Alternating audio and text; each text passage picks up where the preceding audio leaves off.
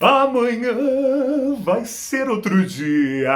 Amanhã vai ser outro dia. Será? Ou seja, o que produz o progresso histórico, efetivamente?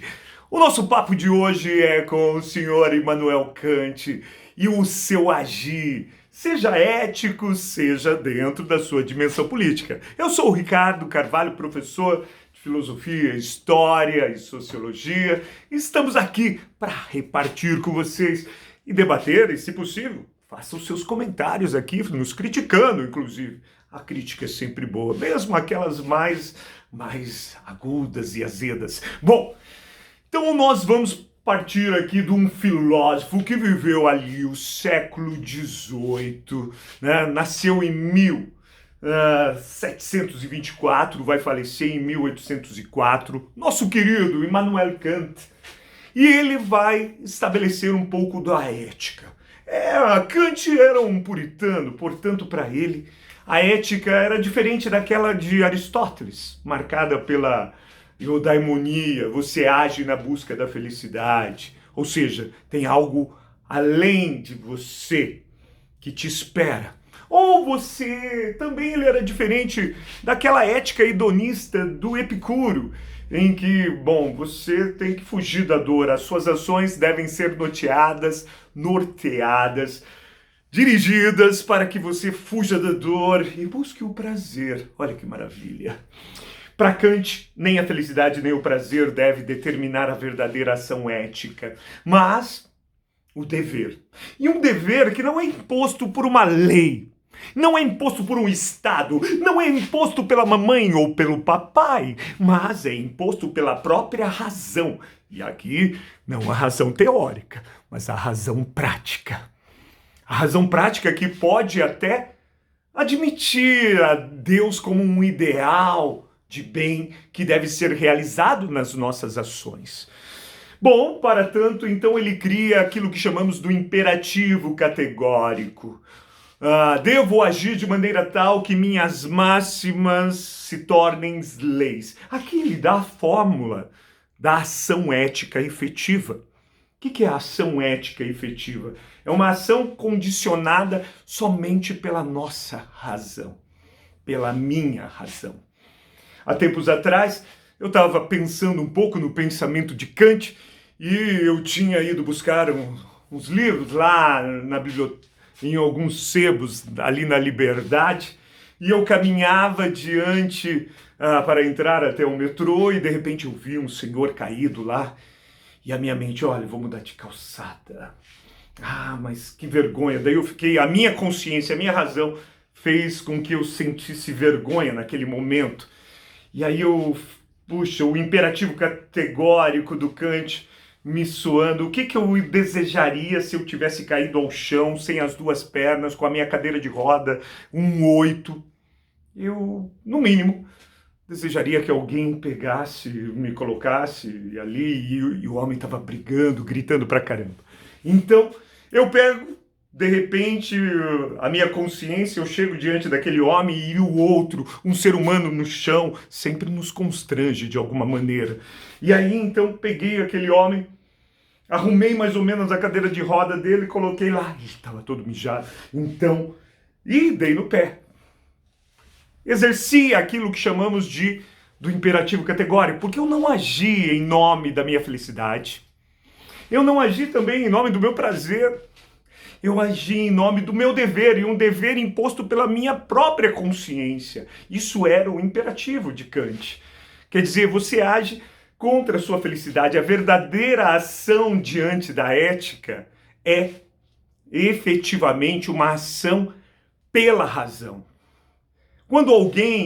Se alguém tivesse me mandado pegar aquele homem e colocá-lo ali, eu já não estaria agindo segundo a minha razão, eu estaria agindo conforme a razão, mas por uma heteronomia, porque alguém falou para mim fazer, mas naquele momento por minha própria disposição e pelo constrangimento que senti diante daquele homem caído ao chão, eu agi conforme o imperativo categórico de Kant. Portanto, A ação ética, ela só pode ser movida pela boa vontade, e a boa vontade é sempre determinada não pelas minhas inclinações individuais, não pela minha felicidade, como queria Aristóteles, nem pelos meus prazeres, como queria Epicuro, mas pela minha própria consciência. Agir de maneira tal que suas máximas se tornem leis. Olha, eu estou com pressa e eu preciso passar na fila. É justo eu imaginar que todo mundo fure a fila como eu estou querendo furar? Não. Se não é justo, então não é ético. Portanto, o imperativo categórico é um pouco a fórmula kantiana que ele, como um cristão puritano, vai filosofar eticamente a partir daquilo que chamamos amar o próximo como a ti mesmo. Um dos grandes princípios dos direitos humanos é você se colocar. O outro tem a mesma dignidade que você. Não importa quem seja esse outro, por mais que esses cristãos fundamentalistas tentam falar ao contrário, Jesus é a ética universal, pouco importa quem seja o outro. E aí, então você agir pela razão é agir segundo o imperativo categórico, e esse agir é o agir pela boa vontade. Portanto, para Kant, o bem e o mal de uma ação deve ser determinada pelas intenções e não pelos resultados de uma ação. Bem diferente daquilo dos utilitaristas. Os utilitaristas vão dizer, não, se a ação foi boa para a maioria das pessoas, então ótimo, então ela teve um resultado bom, ótimo, então ela é uma boa ação. Não, para Kant, pouco importa o resultado, o importante é o que move essa ação. Se é a sua razão ética, uma ação desesperada, uma ética pelo princípio que vai contra essa ética da esperança, muitas vezes, porque esperança aqui, no seu sentido, olha, eu estou fazendo isso por você, mas eu espero aquilo. Agora, agir, segundo o imperativo categórico de Kant, é agir desesperadamente. O que eu devo fazer, pouco importa se vou ganhar ou se vou perder. Sacou?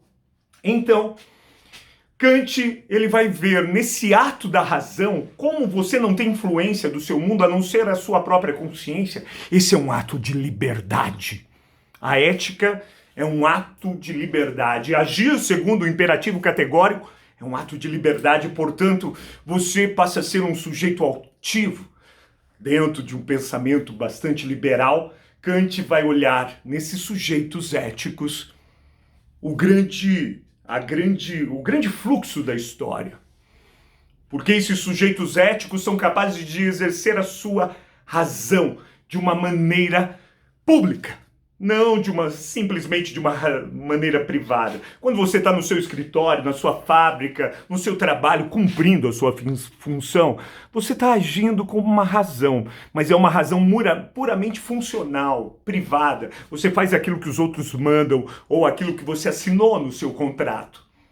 Agora, quando você faz uso da razão pública, você pode ser um professor, mas depois ali você cumpre aquilo que está incumbido do seu contrato, mas depois você sai lá e critica aquele mesmo sistema pedagógico que você é obrigado a reproduzir durante as suas aulas, muitas vezes. E ali você está usando a razão pública, e é esse uso da razão pública que produz a maioridade e o esclarecimento das pessoas. E esse esclarecimento, inclusive, esse canal aqui presta homenagem a isso, né? Esses esclarecimentos, sujeitos que são capazes de usar a sua razão pública, são mais do que paga-paus, poderia dizer, passapanos, obedientes. Por isso que eu falo para os meus alunos, seja desobediente, mas sempre responsável. Esse sujeito gera o esclarecimento da sociedade e haja a transformação, porque imagine uma sociedade de seres exercendo sua razão puramente privada. Seres obedientes, sem transformação, sem progresso social, segundo Kant, né? Então a história se move não pelas relações sociais, materiais, como vai dizer Marx, mas por sujeitos esclarecidos que fazem uso da sua razão, fazem o exercício crítico e produz o progresso histórico. Gente, fica na paz, se inscreva no nosso canal, dê aquele like, compartilhe e um abração para vocês.